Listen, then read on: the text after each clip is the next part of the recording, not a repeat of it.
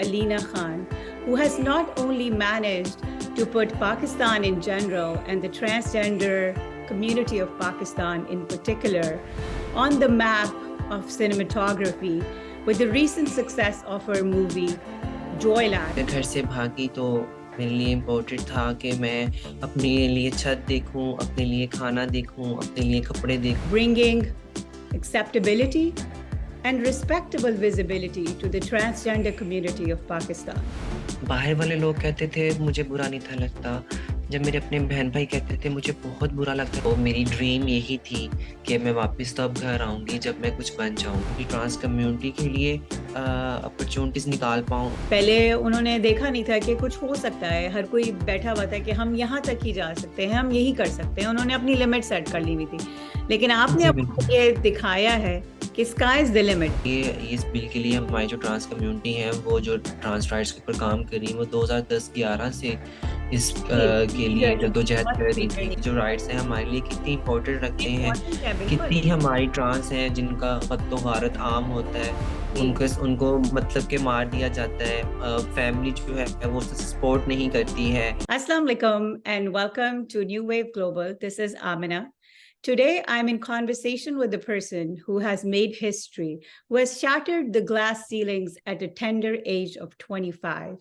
I'm talking about Alina Khan, who has not only managed to put Pakistan in general and the transgender community of Pakistan in particular on the map of cinematography with the recent success of her movie Joyland, which won awards at the Cannes Festival this year. The first movie to ever have done that.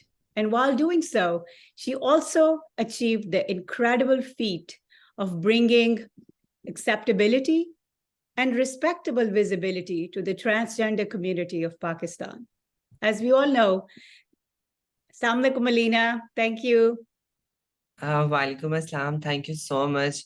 It's so amazing introduction. I really like it. I'm not finished yet. I have to say a little bit more before I let you talk. So the other thing that she has also achieved in the process is an incredible feat of bringing this community respectability in Pakistan, a community where transgenders or Khwaja Saras, or more colloquially, Khusras, are acknowledged. We invite them to our homes at the birth of babies to bless them, but we do not accept them as the third gender in Pakistan. We have not, unfortunately, been able to give them the rights they deserve, the acknowledgement that they deserve, and acknowledge them as productive members of the society. And Alina Khan is fighting that battle, not for herself, but also for the entire community. And she's doing an incredible job while doing that. Thank you. Thank you, Alina. And congratulations on the success of your movie, where you play the lead character. And also, but we'll talk about all those awards later. अभी हमें ये बताइए कि अलीना खान कौन है, अलीना खान की struggles क्या है, अपनी स्टोरी अपनी जुबान में सुनाइए। अलीना खान एक ट्रांस वुमेन है जो कि लाहौर, पाकिस्तान में लाहौर में सिटीजन है, वहाँ पे रहती है। मेरे एक बहन, 3 भाई हैं और मामा है मेरी। मैंने ज़्यादा पढ़ा नहीं, आईकॉम मैंने क्लियर किया और वो भी मैंने बहुत मुश्किल से, क्योंकि जब मैं घर से भागी तो मेरे लिए इम्पोर्टेंट था कि मैं अपने लिए छत देखूं, अपने लिए खाना देखूं, अपने लिए कपड़े देखूं।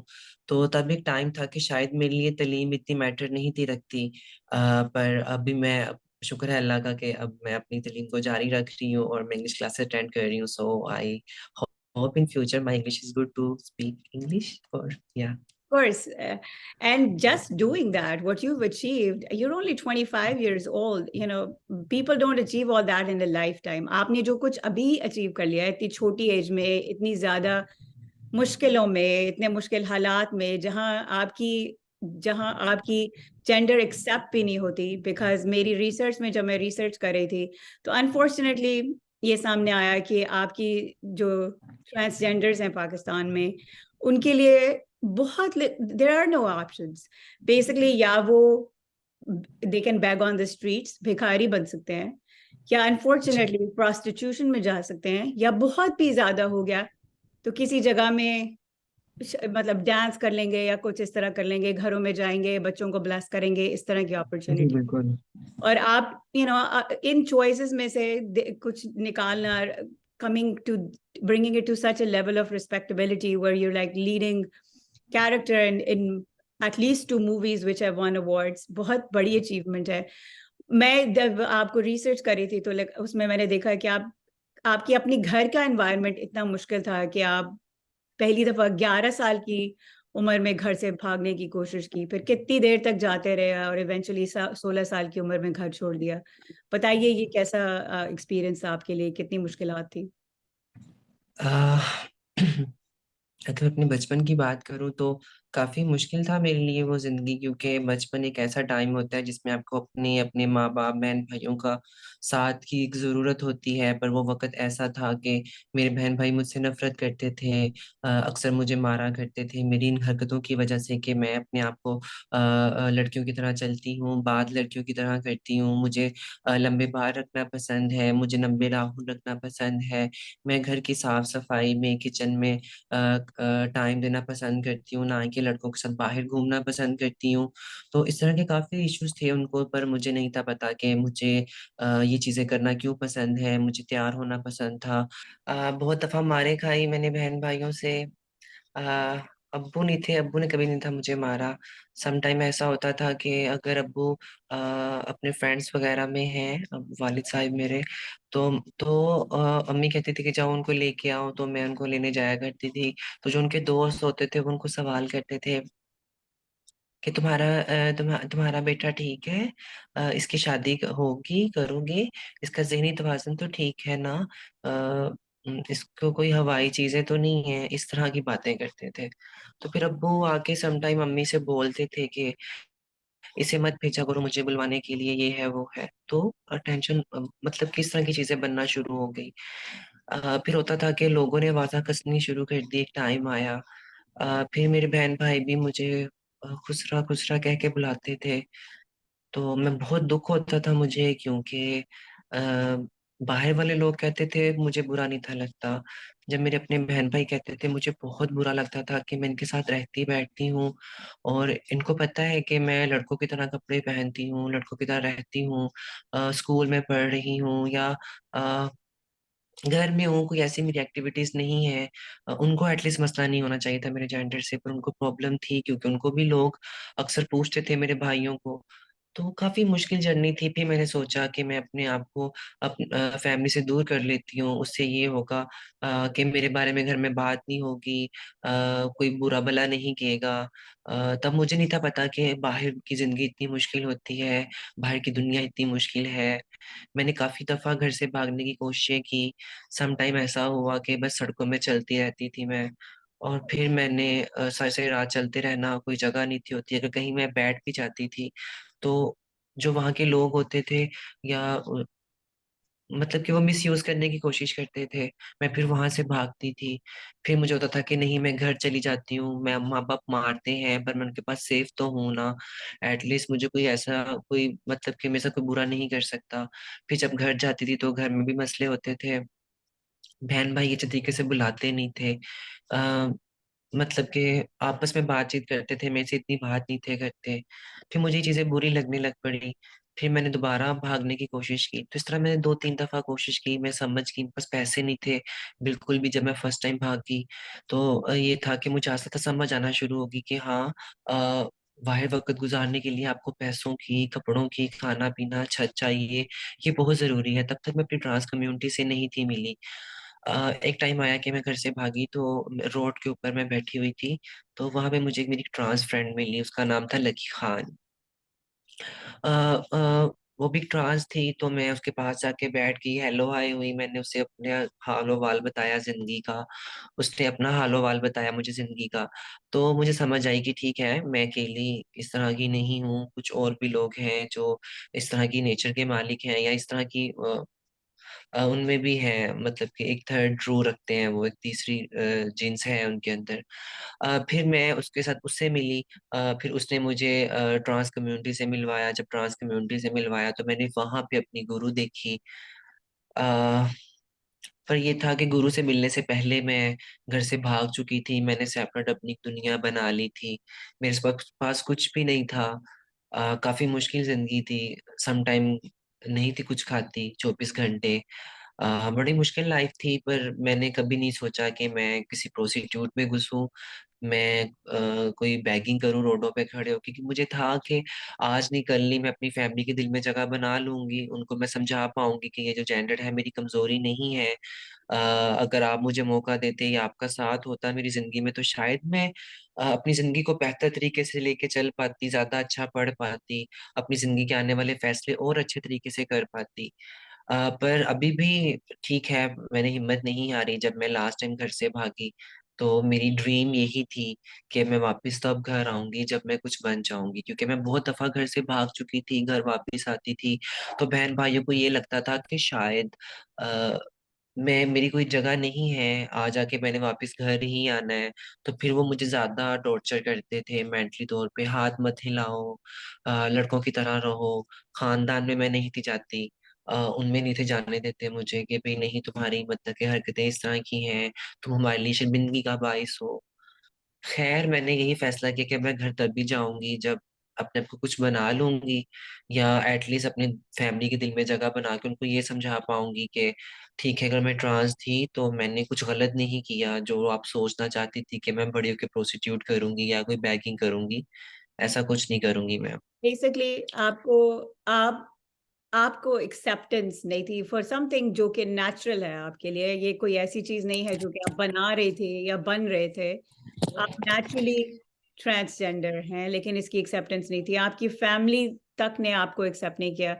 तो आपने जो बताया है ऑब्वियसली बहुत मुश्किल और हालात से आप गुजरे, लेकिन आपका रिजॉल्व जो है that's definitely something to look up to, कि आपने फैसला कर लिया था, हालांकि आप जानते थे कि आपके इर्द गिर्द जो है जो ट्रांसजेंडर्स है उनके पास job options, work options, independent existence अगर उनको चाहिए, जैसे कि आप चाह जी रहे नहीं, थे बिल्कुल कि आप बाहर बिल्कुल नहीं, निकलें, क्योंकि लेकिन नहीं थी और उनकी कोई कुछ भी नहीं था, या आप जैसे आप कह रहे हैं कि दो इक्वली बैड ऑप्शंस थी।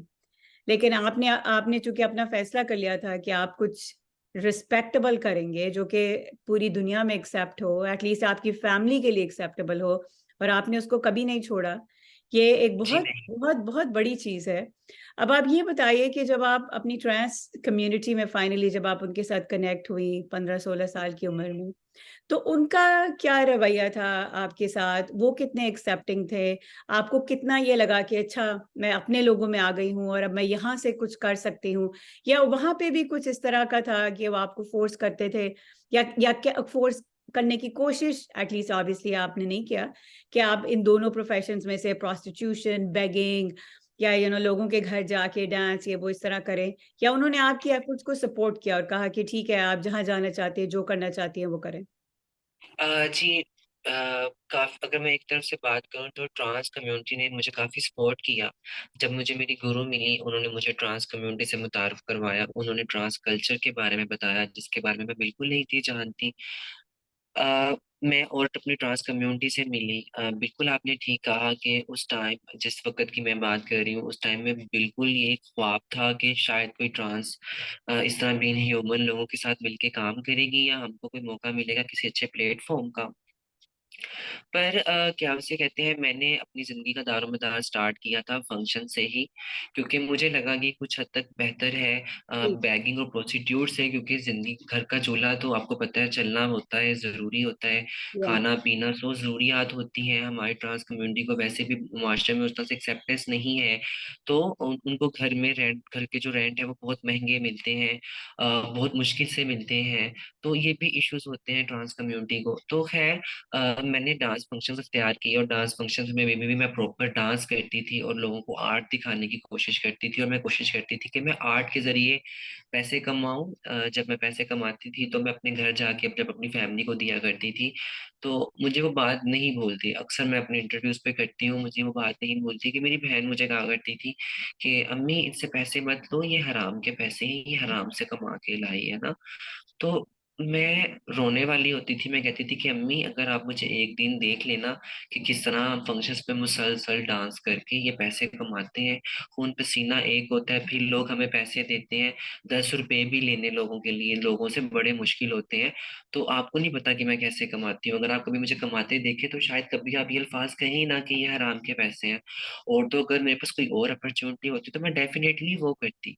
मुझे नहीं था कि मैं फंक्शंस ही करती, हालांकि डांस मेरी कहीं ना कहीं हॉबी है, मुझे डांस से लगाव भी है। पर मैंने हमेशा जिंदगी में चाहा कि मुझे कुछ बेहतर मिले। मैं जब फंक्शंस भी करती थी, एक टाइम आया कि मेरी जिंदगी काफी अच्छी हो गई थी क्योंकि मैं एक अच्छी डांसर थी, लोग मेरी फरमाइश करते थे, मुझे बुलाना पसंद करते थे। तो एक टाइम आया कि मेरी डिमांड होना शुरू होगी अच्छी। मैंने अच्छा कमाना शुरू कर दिया, पर फिर भी मैं रात के वक्त सोते हुए हमेशा अपना ऊपर वाले से यही दुआ करती थी कि अल्लाह मियाँ मेरे लिए कोई बेहतर अपॉर्चुनिटी बनाओ ताकि मैं अपनी माँ बाप के दिल में जगह बना पाऊँ। दुनिया का ठीक है, पर मुझे था मेरे माँ बाप जिनसे मैं बचपन से दूर हुई।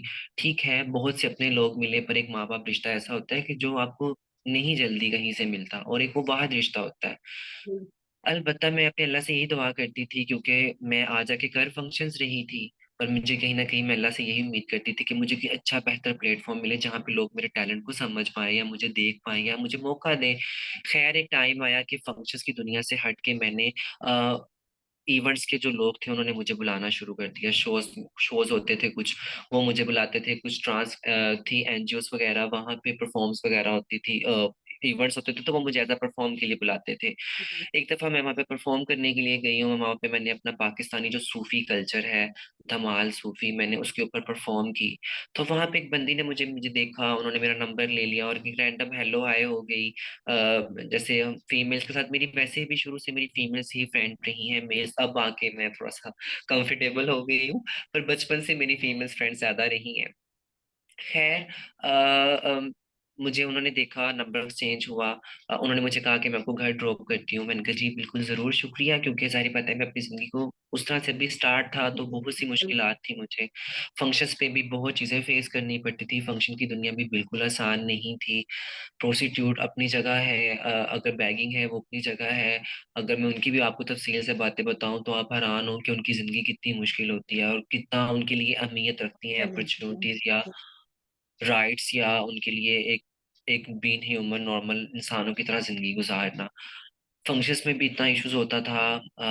अगर मैं, क्योंकि पाकिस्तान पंजाब में फंक्शंस उस तरह से नहीं होते, तो ज्यादातर जो ट्रांस हैं कराची की, पंजाब की, वो केपीके में जाती हैं फंक्शंस करने के लिए या गाँव में जाती हैं, तो वहाँ पे लोग इतने सेंसिटाइज नहीं होते, हाँ उनको जी। इतना ट्रांस कम्युनिटी के बारे में पता नहीं होता, तो उनको काफी मुश्किलात फेस करनी पड़ती है। मैंने खुद बहुत ज्यादा फेस की। खैर फिर उन्होंने मेरा नंबर लिया, कुछ टाइम गुजरा तो मेरी जो सहेली थी लकी, हम्म, उन्होंने मुझे कॉल की कि इस तरह एनजीओ के अंदर एक ऑडिशन हो रहा है, एक शॉर्ट मूवी बन रही है, तो क्या तुम इंटरेस्टेड हो। मैंने कहा हाँ यार बिल्कुल, मैं जरूर चाहती हूँ कि मैं कुछ अच्छा करूँ, पर मुझे नहीं पता कि ऑडिशन क्या चीज़ होती है। हाँ, मैंने ठीक है सुना है, फिल्म देखी है, पर मुझे नहीं पता कि इसमें काम किस तरह किया जाता है। हम्म, खैर मैं करना चाहूंगी, तो उसने कहा ठीक है फलां जगह ऑडिशन है, तुम अभी आ जाओ। अलबत्ता मैं सोई उठी और मैं उसी वक्त बस मैंने नॉर्मल सी पैंट शर्ट पहनी और मैं चली गई। मुझे था कि मैं टाइम से पहुंचूं। हम्म, साइम सर थे वहां पे मैंने, अच्छा मैं जब गई तो वहां पे मुझे वो सना जाफरी मिली जो मुझे उस इवेंट पे मिली थी। तो उसने कहा कि हाँ तुम आ गई हो लीना, मैं तो तुम्हारा बहुत वेट कर रही थी। मैंने कहा आप यहाँ पे कैसे। कहती मैंने ही कहा था ना लकी से कि वो आपको भी बुलाए। मैंने अच्छा कहा जी अच्छा। ठीक है, मुझे क्या करना है यहाँ पे। हाँ, उन्होंने कहा कि कुछ नहीं, बस आप अंदर जाओ तो आपको पता चल जाएगा। मैंने कहा जी ठीक है। मैं अंदर गई, साइम जी ने मुझे कहा कि आप कुछ एक्ट करके दिखाएं, उन्होंने मुझे कुछ चीजें कही, गोल की कि आप ये गोल करो। अब फिर उन्होंने कहा कि डांस करो, मैंने वो किया। अलबत्ता मैं थोड़ी सी, अब मेरी लाइफ थोड़ी सी फंक्शंस वाली थी, मेरे लिए ऐसी अपॉर्चुनिटी आना एक ख्वाब था, एक ड्रीम की हम्म, तरह था। तो मैंने अपने आप को प्रिपेयर किया हुआ था फंक्शंस लाइफ की तरह, कि कैरोटीन करवाई हुई थी, स्टिकिंग करवाई हुई थी, थोड़ा सा उस तरह से रहती थी कि ग्लैमरस ग्लो थोड़ा सा। करती। जी जी जी। बिल्कुल। तो उस तरह की लाइफ थी, तो ये थोड़ी सी इंडस्ट्री जो है वो बिल्कुल डिफरेंट होती है। कैमरा जो है वो सादगी को ज्यादा वो करता है। तो जी। बस क्या उसे कहते हैं, मैं वहां पे गई पर साइम जी को मैं पसंद नहीं आई। ओह। उनको मैं शायद उससे समझ नहीं आई, क्योंकि उन्होंने बहुत सी ट्रांस के ऑडिशंस किए हुए थे, तो उनको उससे समझ नहीं आई। खैर मैं घर आ गई। 2-3 माह का टाइम गुजरा और मुझे सना की कॉल आई कि आप कहाँ हो, घर हो? मैंने कहा जी बिल्कुल। तो उन्होंने कहा मिलना है आपसे। खैर वो मिलने आई मुझे, तो साथ साइम जी भी थे, मुझे नहीं था पता कि साइम सर भी होंगे। खैर वो भी थे, मैंने उनका वेलकम किया, मैं चिल होके बैठ गई जैसे नॉर्मल बैठते हैं, क्योंकि मुझे था कि ठीक है, मुझे समझ आ गई थी, मैं अंडरस्टैंड हो गई थी कि ठीक है मैं सिलेक्ट नहीं हुई हूँ। और मुझे था कि ठीक है, उन्होंने इतने पैसे लगाने हैं, जो उनके कैरेक्टर के मुताबिक होगा, जो उनको बेहतर लगेगा, वो उसी को हायर करेंगे, ना कि वो खाली मेरे लिए बैठे हुए हैं। हाँ जी। अलबत्ता साइम जी आए और साथ एक लड़का था ना, तो साइम जी ने मुझे कहा कि कैसी हो लीना, आपको पता है कि हमने आपको ऑडिशन किया था तो आप नहीं सिलेक्ट हुई। खैर हमने इस लड़के को हायर किया था, तो हमने 3 माह प्रॉपर वर्कशॉप दी है, पर ये उस तरह से वो चीज़ या वो जेंडर नहीं निकल पा रहा जो जिस तरह से आप लोग हो, या जिसके लिए आपको एफर्ट नहीं करनी पड़ती। वो आपका एक सोल है, आपके अंदर की एक रूह है कि आप चलना जी उठना बैठना, आपका बात करने का तरीका, या जो भी जिस तरह भी आपकी जिंदगी का एक स्टाइल उस तरह से है कि जो मैं उसमें नहीं ला सकता। मैं एक एक्टिंग की क्लास मैंने उसको दी है, सब कुछ किया है, हमने मेकअप वगैरह किया। मैंने कहा अगर आप सर मुझे इसका डांस दिखा दें तो मैं शायद देख पाऊँ कि क्या इसमें कमी है, किस तरह है। वो लड़का उठा, उसने डांस किया, वो बिल्कुल एक मर्द की तरह डांस कर रहा था। उसकी जिस्म में हाँ बिल्कुल वो लचक वो नहीं थी जो हम में कुदरतन होती है। बेशक हम एक फीमेल्स नहीं होती, पर अल्लाह मियां ने एक हमारे में ऐसे सोल डाला होता है कि हमारी जो आधे से ज्यादा हरकतें होती हैं वो फीमेल से मिलती हैं। जी। खैर मैंने उनका डांस देखा और उन्होंने कहा कि अच्छा लीना, मैंने लीना सना आपकी बहुत तारीफ करी थी कि आप बहुत अच्छी डांसर हैं, तो मैं चाहूंगा कि मैं आपका डांस देखूं, क्योंकि उस दिन काफी मैंने डांस का ऑडिशन किया, तो अगर आप डांस दिखाएं। मैंने कहा क्यों नहीं सर, जरूर। मैंने हाँ उसी वक्त दुपट्टा बांधा और वो, क्योंकि मेरा वो काम था, प्रोफेशन था मेरा, मैंने उसी वक्त मैं उठी, मैंने पाकिस्तानी जो कल्चर था मुजरा, मैंने उस पर प्रॉपर एक डांस करके साइम जी को दिखाया। उनको पसंद आया। खैर उन्होंने उस वक्त कोई बात नहीं की। अगले दिन सना जी मेरे घर आई, उन्होंने आके मुझे क्या उसे कहते हैं मेरा घर का दरवाजा लॉक किया, मुझे कहा नीचे आओ। मैं नीचे गई, मुझे गाड़ी में बिठाया और जाते जाते रास्ते में बिठाया कि अगर तुम्हें हम कोई अपॉर्चुनिटी दे एक शॉर्ट मूवी की तो क्या तुम करना चाहोगी। मेरे कितना लिए समझ लें कितना कि मैं आपके लिए मोहब्बत एकदम था। से एक जी चीज आपके सामने थी, और आप समझ सकती हैं कि शायद पता नहीं मैं उसके लिए कितनी एफर्ट कर रही थी जिंदगी में, या मैंने पता नहीं उस प्लेटफॉर्म के लिए कितना इंतजार किया था जिंदगी में, क्योंकि जिंदगी अच्छी चल रही थी, अच्छा कमा रही थी, सब कुछ था। पर लेकिन ये कहीं तो ना कहीं आपका ड्रीम था, फैमिली, ये आपका ड्रीम था, राइट? जी बिल्कुल, शायद जो मुझे मुझे वहां पे कहीं ना कहीं से लेके आया। खैर अलबत्ता मैं साइम जी के पास गई, उन्होंने कहा कि आपके बाल शाल डाई शायद चेंज करना होगा। एक दफा थोड़ा सा मुझे हुआ, उन्होंने कहा आपके बाल थोड़े से काटने होंगे, छोटे करने होंगे, आप हमारे कैरेक्टर से थोड़े से बड़े बाल हैं। मैंने कहा जी ठीक है। लंबे बाल थे, मैंने वो भी करवाया। मुझे था कि नहीं मुझे करना है। जो मेरी ट्रांस थी वो मुझे कही थी मत करो, ये एक 10-12 मिनट की डॉक्यूमेंट्री है, आप फिर हमारी जिंदगी उसी तरह है, हमने फंक्शंस करने हैं तो तुम रहने दो। मैंने कहा नहीं यार, हाँ अ, मुझे करना है। कहती तुम्हारे लोग डिमांड करते हैं, अगर तुम हफ्ता गायब रहोगी तो लोग तुम्हारी जगह किसी और को बुलाएंगे, तो तुम्हारे फंक्शंस करियर खराब होगा जो तुमने इतनी देर से मेंटेन रखा होगा। तो मैंने कहा नहीं, मुझे तुम ये करने दो। अगर तुम्हें जिंदगी में कामयाबी हुई तो मिलेगी, अगर ना मिली तो कोई बात नहीं, मैं दोबारा फिर से हाँ। फंक्शंस पे नहीं, उतनी और आप मेहनत करूंगी, आपने दोबारा से फिर वही लोग आ जाएंगे, पर ये अपॉर्चुनिटी मुझे दोबारा नहीं मिलेगी। नहीं, और बिल्कुल फैसला आपने किया है। और मेरे ख्याल से जो जिंदगी में रिस्क लेते हैं, जो डेयरिंग काम करते हैं, वही सक्सेसफुल। अगर आप अपने कंफर्ट जोन से बाहर नहीं निकलेंगे तो सक्सेसफुल होना बहुत मुश्किल है। सो लेकिन आई कैन अंडरस्टैंड के लिए आपके लिए कितना मुश्किल डिसीजन था कि अगर आपका वो वाला काम थोड़ा कम हो गया या आप ना कर सके, तो फिर आपकी ऑब्वियसली इनकम और जो भी आप बना रहे जी थे पैसे बिल्कुल। कम होने का बिल्कुल चांस था। लेकिन आपने सोचा कि ये मेरा ड्रीम है, मुझे इसके पीछे जाना है। अगर इसकी वजह से मुझे कुछ थोड़ा बहुत धचका भी लगा, मुझे पुशबैक एटलीस्ट मिला। जगह मिलेगी अपने आप हाँ को प्रेजेंट तो मैं करने की। हाँ मुझे नहीं था कि वो पता नहीं इतनी कामयाब होगी, उसे इंटरनेशनली अवार्ड मिलेंगे। मेरी पहली फिल्म को इटली वीनस से साउथ बाय साउथ जी, वेस्ट से उसको इंटरनेशनली अवार्ड मिला। बिल्कुल। बट मेरे लिए ये इम्पोर्टेंट था कि मुझे एक प्लेटफॉर्म मिल रहा है, ये मुझे नहीं पता नहीं पूरी साउथ एशिया की जितनी ट्रांस कम्युनिटी है उनको मिल रहा है। और साउथ पाकिस्तान, साउथ एशिया, हाँ साउथ एशिया में पहली दफा है कि कोई ट्रांस अपना कैरेक्टर खुद कर रही है। तो या बहुत सी चीजें थी, बहुत सी ख्वाब थे इसके पीछे जो या करने थे। फाइनली उसको जब वो बनी, लोगों ने इतना पसंद किया, उसको इंटरनेशनली अवार्ड मिले, लोगों का इतना जी। प्यार मिला, एक और और फिर जज्बा डार्लिंग पैदा हो, से काफी लोगों की आप, सोच बदली। जी, और फिर डार्लिंग से आप जॉयलैंड तक पहुंची जहां पे पूरी फिल्म ही आप पे बेस्ड है। जी जी बिल्कुल। डार्लिंग के बाद मुझे नहीं था पता कि दोबारा कोई ऐसा जिंदगी में चांस आएगा। तो साल उस तरह से काम नहीं रहा, काफी लोगों को इश्यूज थे। कुछ ब्रांड्स वाले थे, उन्होंने मुझे अप्रोच किया, वो काम करना चाहते थे। फिर एक टाइम आया कि उन्होंने कॉल करके कहा जी नहीं सॉरी, हमें नहीं था पता कि आप एक ट्रांस हैं। तो हमने कोई ऐसी कंपेन नहीं बनाई थर्ड जेंडर के लिए। तो हर्ट होता था, पर मैं भी फंक्शंस भी कर रही थी साथ, कहीं ना कुछ इंडस्ट्री में कर रही थी। कोशिश कर रही थी कि मैं आऊं, काम करूं, लोगों को नजर आती रहूं, ताकि लोग मुझे मौका दें या वो हमारी कम्युनिटी के बारे में सोचें। बस ये था कि फिर एक साल बाद फिर जो आयरलैंड का साइम जी ने सोचा हुआ था कोई 2 3 4 साल पहले से। बट अच्छा। उन्होंने वो तब इसलिए नहीं थी बनाई कि उनको था कि अब ट्रांस राइट्स उस तरह से पाकिस्तान में नहीं है, लोग ट्रांस की लाइफ के ऊपर उस तरह से बात करना पसंद नहीं करते हैं। अगर वो एक फीचर फिल्म बनाते हैं तो लोग उस तरह से उसको देखना चाहेंगे या नहीं। तो फिर साइमसन ने डार्लिंग बनाई पहले, तो वो एक कामयाब रही, लोगों ने बहुत प्यार दिया और लगा कि लोग वाकई में कम्युनिटी के बारे में जानना चाहते हैं, या कहीं ना कहीं कुछ ऐसे लोग हैं जिनको पता है कि हम उनके मुआशरे का हिस्सा हैं, और उनको पता होना चाहिए हमारी जिंदगी या हमारे जेंडर के बारे में।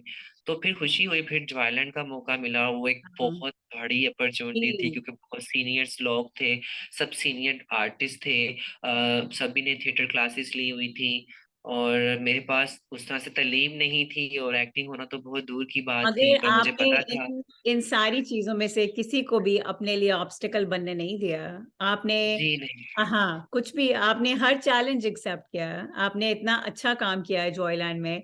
हमें यहाँ पे मिल रही नहीं थी। मैंने बहुत अपने दो सारे फ्रेंड से पूछा कि किसी के पास है, मुझे देखनी है। आपका काम इनक्रेडिबल है उसके अंदर। आपकी प्रेजेंस इतनी ज्यादा है, इतनी वाइब्रेंसी है आपके कैरेक्टर में। You basically take over the screen every time you walk into the scene. और आप जैसे आप कह रहे हैं, आपकी कोई फॉर्मल ट्रेनिंग नहीं है, कोई एक्टिंग क्लासेस आपने नहीं ली हुई थी, उसके बावजूद आपने इतना अच्छा काम किया। और जॉयलैंड को राइटफुली सो इतनी ज्यादा जो है सक्सेस मिली। कांस, जो कि कहीं कभी आज तक कोई Pakistani movie, let alone transgender lead trans Pakistani movie nominate नहीं हुई, अवार्ड्स नहीं जीते। आपकी मूवी ने 2 अवार्ड्स जीते। जी जो है, तो ये एक बहुत इनक्रेडिबल काम है। लेकिन उसके वहां पे मैं आपके इंटरव्यूज देख रही थी कांस में कि वहां पे कोई प्रॉब्लम नहीं था ट्रांसजेंडर एक्सेप्टेंस का। कोई ऐसा नहीं था कि लोग आपको देख रहे हैं कि अच्छा जी ये ट्रांसजेंडर है। टोटल एक्सेप्टेबिलिटी थी। और उसके बाद आपकी पाकिस्तान में एक्सेप्टेबिलिटी किस तरह इंप्रूव हुई, चेंज हुई? लोग ज्यादा एक्सेप्टिंग हो गए? आपकी फैमिली का क्या रिएक्शन था उसके बाद? उसके बारे में बताइए कुछ हमें। आ, कैन एक बहुत अमेजिंग एक्सपीरियंस था, पहला ऐसा ही था एक्सपीरियंस कि मैं फर्स्ट टाइम पाकिस्तान से बाहर जा रही थी। अच्छा। तो बहुत ज्यादा एक्साइटमेंट थी, पहले मैंने कभी ट्रैवल नहीं था किया। बहुत खुश भी थी कि अपनी पाकिस्तानी फिल्म के लिए जा रही हूँ, एक बेहतर काम के लिए जा रही हूँ, पाकिस्तान को प्रेजेंट करूंगी, कम्युनिटी को करूंगी। बहुत ज्यादा खुश थी। अलबत्ता एयरपोर्ट में जब गई तो वहां पे लोगों ने थोड़ा सा जेंडर इशू बनाया एयरपोर्ट पे। कुछ लोग थे उनको इशू था कि मैं फीमेल से ना मुझे चेक करें, मुझे मेल चेक करें। पहले मुझे फीमेल्स ही चेक कर रही थी, आगे लास्ट पे आके एक मौलवी हजरात थे, उन्होंने कहा कि जी नहीं, आप मेल वाली लाइन से जाएंगी क्योंकि आप ट्रांस हैं। तो मैंने कहा सर नहीं, आप ऐसा नहीं कर सकते, आप मुझे स्कैन कर लें ताकि मैं अपने आप को मैं फीमेल्स में कंफर्टेबल मैं वहां से गुजर पाऊँ। लड़कों की इतनी लंबी लाइन थी और मैं कहाँ हाँ। उन लड़कों में घुसती, मैं नहीं कंफर्टेबल थी। खैर तो उन्होंने हर नहीं लेवल माना, वो हर मुझे कह। लेवल एक चैलेंज था, इवन एयरपोर्ट से जहाज में चढ़ने तक भी चैलेंज था। हाँ। जी बिल्कुल चीजें तो थी। खैर अलबत्ता उन्होंने मुझे कहा कि नहीं अब तो आप जाएंगी नहीं, जाओगे। उन्होंने काफी चला के कहा, मुझे बहुत दुख हुआ। अलबत्ता मुझे था कि नहीं, मुझे इन छोटी छोटी चीजों के बारे में नहीं सोचना, मैं इन चीजों के लिए पूरी जिंदगी लड़ती आई हूँ। खैर मैं लड़कों की लाइन में ही गई, पर मैं सबसे आगे जाके खड़ी हुई। और आगे जाके मैंने उसको जब देखा, उस बंदे ने मुझे, वो चेक कर रहा था, उसने सर को पकड़ लिया ना, और कहता, सर जी क्या किया आपने ना। तो मैंने उसको बड़े अजीब तरीके से, बड़े रूडली बिहेव से, तो मैंने उसको कहा कि बात सुनो, मुझे स्कैनर पकड़ो और मुझे स्कैन करो, शक्ल देखने की जरूरत नहीं है ना मेरी, हाँ कि मुझे अपना काम करना है। आप लोगों के इन चक्करों में कि कौन चेक करेगा कौन करेगा, आप मेरी जिंदगी का करियर खराब कर रहे हैं। हाँ आपको पता ही नहीं है शायद कि मैं किस चीज के लिए जा रही हूँ। खैर जब वहां पे गई, अवार्ड नाइट थी, मामा से बात हुई, उन्होंने बहुत ज्यादा प्यार दिया, वो रो पड़ी। उनको पता था कि कहीं ना कहीं मैंने बहुत जद्दोजहद की है यहाँ तक पहुंचने के लिए, क्योंकि मेरे पास कुछ नहीं था जब मैं घर से निकली, और मैंने कभी उनसे कुछ मांगा भी नहीं अपनी जिंदगी में। अच्छी बुरे वक्त बहुत कुछ फेस किया, पर मैं उससे खुद लड़ी। पर मुझे खुशी थी कि मैं अपनी कामयाबी उनसे शेयर कर रही थी। उन्होंने बहुत सी दुआएं दी। अगले दिन अवार्ड नाइट थी, 2 अवार्ड विन किए हमने, जो कि बहुत ही, एक सोने पे वो होता है सुहागा, वो था मेरे हाँ, लिए। सिर्फ रिप्रेजेंट नहीं किया, अवार्ड भी विन किया। जी बिल्कुल। फिर मैं जब घर आई हूँ, मैं फर्स्ट टाइम अपनी फैमिली में गई, जो कि मेरे लिए एक यादगार चीज थी। मैं वहां पे रात रही जब से मैं भागी थी, अपने बहन भाइयों में, अपने, मेरे इस तरफ भी मेरे बहन भाई थे, इस तरफ मेरी मामा थी। सुबह तक मैं साथ रही, खाना इकट्ठा खाया, और वो जो लम्हे थे वो शायद मुझे वैसे ना मिलते हाँ, आपने अपने आप को अगर मैं मनवा कुछ लिया। आप जो करती सोच रहती। के घर से निकली थी, आपने वो कर लिया। जी बिल्कुल, कहीं ना कहीं और ये मुझे नहीं खुशी क्या, थी कि, हाँ, बहुत बहुत बड़ी बात है, बहुत बड़ी बात है। और ये बहुत से लोगों के लिए आई एम श्योर इंस्पिरेशनल है कि इतनी ज्यादा मुश्किलात, इतनी ज्यादा स्ट्रगल्स के बावजूद आपने, जो आपका रिजॉल्व था, जो आपने अपने दिल में फैसला किया हुआ था, आप उससे हटी नहीं, आप उसके पीछे लगी रही, और आपने अपने आप को मनवा लिया। ये बहुत बहुत बड़ी बात है। आगे, आगे अलीना के लिए क्या है, अलीना का फ्यूचर क्या है, अब आप और क्या करना चाहती हैं? जी बिल्कुल, मैं ज़रूर चाहूँगी कि मैं इस करियर को आगे लेके जाऊँ, क्योंकि माशाल्लाह से जॉयलैंड ने इतना प्यार, इतनी इज्जत दी, इतने इंटरनेशनली अवार्ड्स विन किए उसने, लोगों का इतना प्यार मिला इंटरनेशनली। तो मैं ज़रूर चाहूँगी कि मैं इंडस्ट्री में इन रहूँ, अपनी ट्रांस कम्युनिटी के लिए अपॉर्चुनिटीज़ बनाऊँ। जो हमारा पंजाब पाकिस्तानी कल्चर है, ड्रामा थिएटर कॉमेडी शोज, या जिस तरह जहाँ पे हमारे ट्रांस कैरेक्टर्स को जो है वो मेल या फीमेल्स करते हैं, तो मैं चाहूंगी कि मैं उनमें जो है अपनी ट्रांस कम्युनिटी के लिए अपॉर्चुनिटीज निकाल पाऊँ, उनको मौका दूं कि वो भी लोगों के साथ मिलके शाना बिशाना खड़े हों, और उनके इस प्यार को महसूस कर पाएं कि वो भी इस माशरे का हिस्सा हैं। क्योंकि हमारी जो कम्युनिटी है वो बहुत मार्जिनलाइज्ड, जो पिसी हुई कम्युनिटी है, तो उनमें उस तरह से एक जज्बा नहीं है कि वो किस तरह से लोगों के अंदर मिलके बैठ के काम करेंगे, क्योंकि कभी उनके लिए उस तरह से अपॉर्चुनिटीज बनी नहीं। हाँ, तो मुझे पूरा यकीन है कि जब उनके लिए अपॉर्चुनिटीज बनेंगी या लोग उनको मौका देंगे कुछ करने का, तो वो डेफिनेटली अपनी आ, उस तरह की मुश्किल बैगिंग या प्रोस्टिट्यूट की जिंदगी से निकल के वो एक अच्छे, एक बीइंग ह्यूमन इंसान की तरह जिंदगी गुजारेंगी। तो मैं तो चाहूंगी कि नहीं, और मैं आपका इंडस्ट्री में इन रहूं और एग्जाम्पल, काम करूं। अब अभी मैं आपका, माशाल्लाह से जैसे, जी जी जी अभी बोलिए। जैसे माशाल्लाह से मैं, सॉरी, अभी जैसे माशाल्लाह से मैं मिस ट्रांस पाकिस्तान बनी हूँ 2023। तो जी, मैं चाहूंगी कि मैं कंग्रेचुलेशन। इस पैजन को, थैंक यू सो मच, इस पैजन को मैं इंटरनेशनली भी विन करूं, ताकि अपनी ट्रांस कम्युनिटी के लिए मैं वहाँ पे भी कोई अपॉर्चुनिटीज का मौका बना पाऊँ पाकिस्तानी ट्रांस के तौर पे। तो और बाकी मैं अगर इंडस्ट्री में बात करूं, तो माशाल्लाह से मेरी आगे चीज़ें चल रही हैं। मैं ज़रूर चाहूंगी कि लोगों को जितना प्यार मिला मैं उनको दिखती रहूं, और अपनी कम्युनिटी के लिए, अपने पाकिस्तान के लिए काम करूं। यही मेरे लिए खुशी की बात होगी। नहीं, बिल्कुल। और अब जैसे आपने रेफर किया कि आप अपनी कम्युनिटी के लिए और अपॉर्चुनिटीज क्रिएट करना चाहती हैं, बहुत डेफिनेटली। लेकिन जो दूसरी बात उसके साथ साथ हो रही है, जो कि उसका एक बाय प्रोडक्ट है, वो ये है कि आप का एग्जाम्पल अब उनके सामने है। पहले उन्होंने देखा नहीं था कि कुछ हो सकता है, हर कोई बैठा हुआ था कि हम यहाँ तक ही जा सकते हैं, हम यही कर सकते हैं, उन्होंने अपनी लिमिट सेट कर ली हुई थी। लेकिन आपने जी अब बिल्कुल। ये दिखाया है कि स्काई इज द लिमिट। अगर आप कुछ करना चाहते हैं या आप कहीं पे पहुंचना चाहते हैं, तो आप बिल्कुल ये सारा कुछ कर सकते हैं। तो ये जी एक बिल्कुल। और आपकी कम्युनिटी के लिए बहुत बड़ी बात है। दूसरा एक ये कि मैं देख रही थी कि पाकिस्तान में रिलेटिव एक्सेप्टेबिलिटी जो है ट्रांसजेंडर कम्युनिटी की, वो इंक्रीज कर रही है। जैसे 2018 में पाकिस्तान में ट्रांसजेंडर बिल पास हुआ है, जिसमें सम बेसिक राइट्स आप लोगों को, आपकी कम्युनिटी को अवार्ड हुए, जहाँ पे आपकी सेपरेट आइडेंटिटी एक्सेप्ट हुई। हाँ, और जॉब वगैरह के लिए पे था जी, बिल्कुल, जॉब्स के लिए। मतलब कि जी। खानदानी जायदाद वगैरह के बंटवारे में भी जी। हमारी ट्रांस कम्युनिटी के लिए हिस्सा बनाया गया था, तालीम के ऊपर काम किया गया जाना था, और फिर उनके लिए जॉब्स अवेलेबल की जानी थी। हम्म, पर ये था कि वो उसके लिए, इस बिल के लिए हमारी जो ट्रांस कम्युनिटी है वो जो ट्रांस राइट्स के ऊपर काम कर रही है, वो 2010-11 से इस जी, के लंबी लिए जर्नी थी, जद्दोजहद बहुत कर लंबी रही थी। जर्नी थी। प्रॉपर एक जर्नी थी, उन्होंने इतनी मेहनत की थी। हाल ही में 2018 में आके वो बिल पास हुआ, हमें कहीं ना कहीं एक उम्मीद जागी कि ठीक है, आने वाले टाइम में जो, अगर हमारी जो कम्युनिटी में जो न्यू टैलेंट है या जो न्यू यूथ है, वो अपने आप को एक अच्छे तरीके से अपनी जिंदगी को सरवाइव कर सकेंगे वो।